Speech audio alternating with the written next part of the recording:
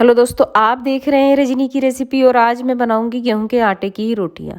जी हाँ, गेहूं के आटे की रोटियां बहुत ही सॉफ्ट और मुलायम कैसे बनाई जाती हैं उसके लिए देखिए आज हम आपके साथ शेयर कर रहे हैं ये गेहूं के आटे की रोटियों को कैसे बनाया जाता है। क्योंकि रोटियों को सर्दियों में वैसे ही बनाने को मन नहीं करता है, तो जब आपके साथ ये प्रॉब्लम हो तो तब आप ज़रूर ये टिप्स फॉलो कीजिए। तो मैंने ले लिया है गेहूं का आटा और गेहूं के आटे में ही हम गर्म पानी डालेंगे। यानी कि जब भी आप सर्दियों में गेहूं का आटा मांडें तो ठंडे पानी से बिल्कुल नहीं मारना है, मीडियम ही पानी होना चाहिए, नहीं तो आपका आटा कैड़ा हो जाएगा, यानी कि खिंचाव सा हो जाता है आटे में।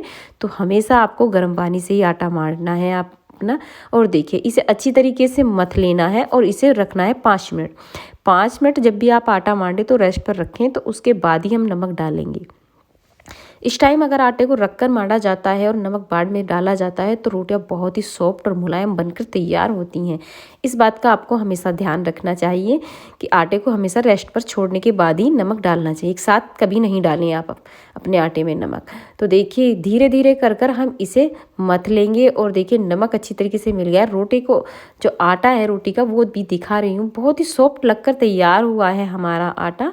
देखिए देखने से ही बहुत ही मुलायम बना हुआ है। और ये ले लिया है मैंने सूखा आटा, क्योंकि आज जो हम रोटियां बनाने जा रहे हैं कुछ अलग तरीके से बनाएंगे। जब आपका मन ना करे तो तब आप ये इस तरीके से रोटियां बना लीजिए। मैंने देखिए 2 लोई ले ली हैं पेड़े के आकार की, यानी कि जो रोटियां हम बनाते हैं उनसे थोड़ी छोटी लोई लेनी है आपको, क्योंकि हम एक साथ 2 रोटियां बनाएंगे और बहुत ही सॉफ्ट और बहुत ही मुलायम बनाने वाले हैं। तो ध्यान से देखिए, आप इस पूरी वीडियो में एक भी स्टेप मिस मत कीजिए। तो देखिए मैंने दोनों पेड़ों को ले लिया है और सूखा आटा लगाकर एक पेड़ा मैंने चकले पर रख लिया। ऊपर से बेलन से हम इसे बेल लेते हैं। सूखा आटा अगर आप पर नहीं बढ़ रही है तो और भी लगा सकते हैं और इसे रोटी का आकार दे दिया है हमने। अब क्या करना है हमें, इसमें देखिए सूखे आटे को ही फिर से इसके ऊपर लगाना है, क्योंकि हम जो बना रहे हैं इसके साथ रोटियों को जल्दी और झटपट कैसे बनाया जाता है। तो ये देखिए मैंने दूसरी रोटी भी इसी तरीके से बढ़ा ली है। आप जब भी बनाएं तो 2 रोटियों को एक साथ बढ़ा लीजिए और सूखे आटे को डस्ट कर लीजिए दूसरी रोटी पर फिर से। अब देखिए जो हमने पहले रोटी बनाकर रखी हुई है वही रोटी हम इसके ऊपर लगाएंगे। इस तरह से चिपका लीजिए और ऊपर से इस पर सूखा आटा लगा लीजिए, नहीं तो देखिए इस तरह से ये आपके बेलन पर चिपक जाएगी। तो आपको सूखा आटा लगाकर इसे बढ़ाना है बहुत ही आसानी से। देखिए इस तरह से आप इस रोटी को बढ़ा सकते हैं, जैसे नॉर्मल रोटी होती है उसी तरीके से आप इसे बेल लीजिए। बिल्कुल ध्यान से देखिए दोस्तों, एक भी स्टेप आपका मिस नहीं होना चाहिए। ये रोटी हमारी बनकर हो गई है तैयार। तो चलिए इस रोटी को रख देते हैं हम एक तरफ।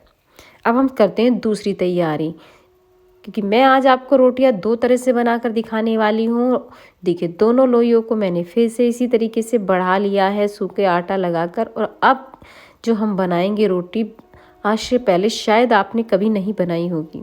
तो ये देखिए ये दोनों रोटियों को हमने आपस में जोड़ लिया है सूखा आटा डालकर। ये ले लिया है मैंने गिलास, जो हमारे घरों में गिलास होते हैं वही गिलास मैंने लिया हुआ है।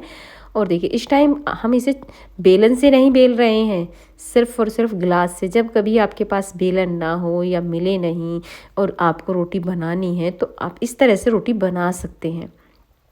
बिल्कुल गोल बनेगी और बहुत ही फुली फुली रोटी बनेगी। देखिए इसी तरीके से आप इसे बढ़ा लीजिए।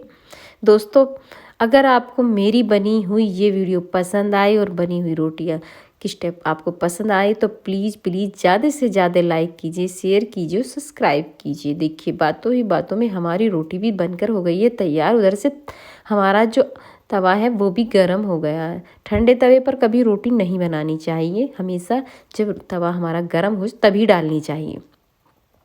और देखिए रोटी जैसे ही सिकती है एक तरफ से तो हल्का सा ऊपर से बबल आ जाते हैं, तो तभी आपको ये पलटनी है रोटी। और देखिए 2 से 3 मिनट में हमारी रोटी सिक जाती है और मैंने दोनों को खोल दिया है। जैसे ही खोल देते हैं तो अलटते पलटते हम इन रोटियों को सेक लेंगे। बहुत ही फूली फूली ये रोटी हमारी बनकर तैयार होने वाली है। अभी आप देखते रहें पूरी वीडियो में।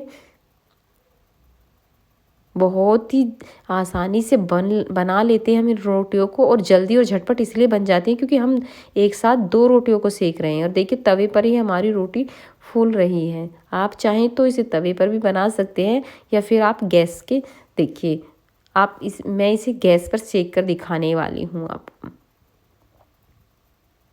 एक साथ 2 रोटियां बहुत ही आसानी से बन जाती हैं और बहुत ही फूली फूली बनकर तैयार होंगी, बहुत ही सॉफ्ट और बहुत ही मुलायम होंगी। तो देखिए ये रोटी भी हमने सेक ली है।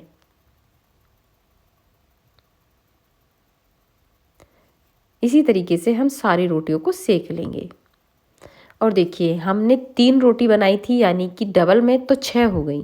तो ये 6 ही रोटी हैं और बहुत ही सॉफ्ट हैं, आप देख सकते हैं।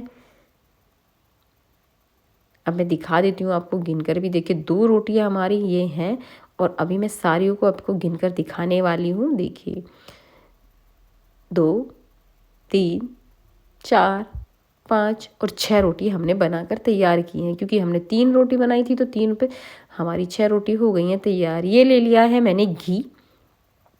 सर्दियों में घी जो है वो टाइट रहता है, पिघलता नहीं है। तो देखिए रोटियां गर्म हैं तो बहुत ही आसानी से पिघल जाता है गर्म रोटियों के ऊपर।